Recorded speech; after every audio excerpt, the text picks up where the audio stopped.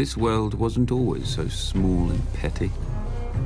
Thousands of years ago, while the rest of men prayed to gods, the Valyrians became them. Through magic or sheer will, they mastered the greatest creatures in history. A horse grants man dominion over the land, a ship over the sea. But dragons gave us the sky, and everything and everyone beneath it.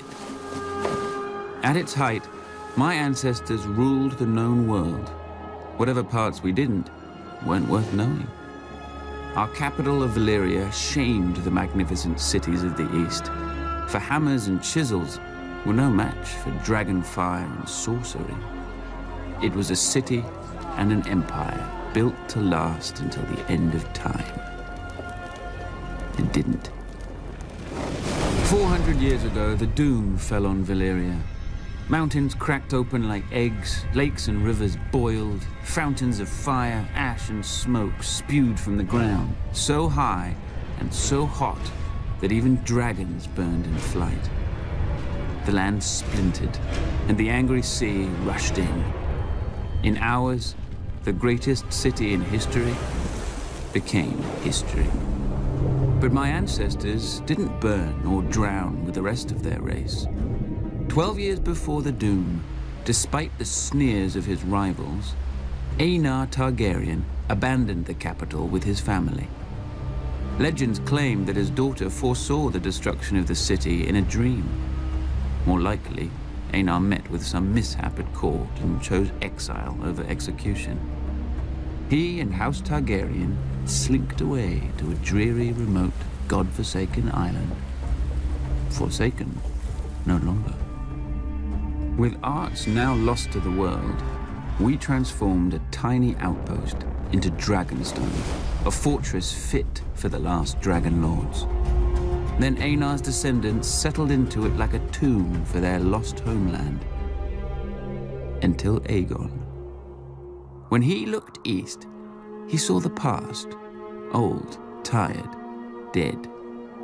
But when he looked west, he saw the future. Gold in the ground, gold in the fields, and no dragons in the sky but his.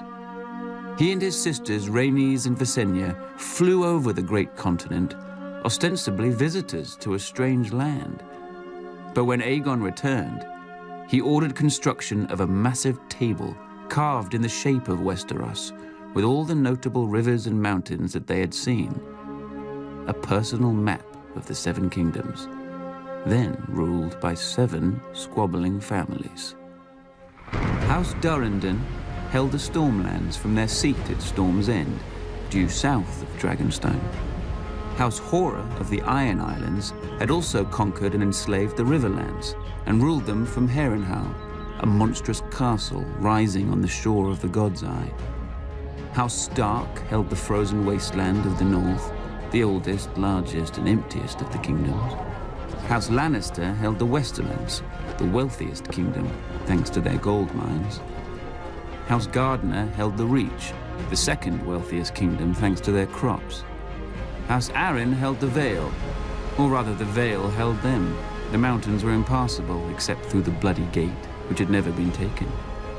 House Martell held the deserts of Dorne, probably because no one else wanted them. Together, the 7 kingdoms made Westeros, a realm that wasn't yet a realm, ruled by great families who didn't know what greatness was. Aegon would teach them.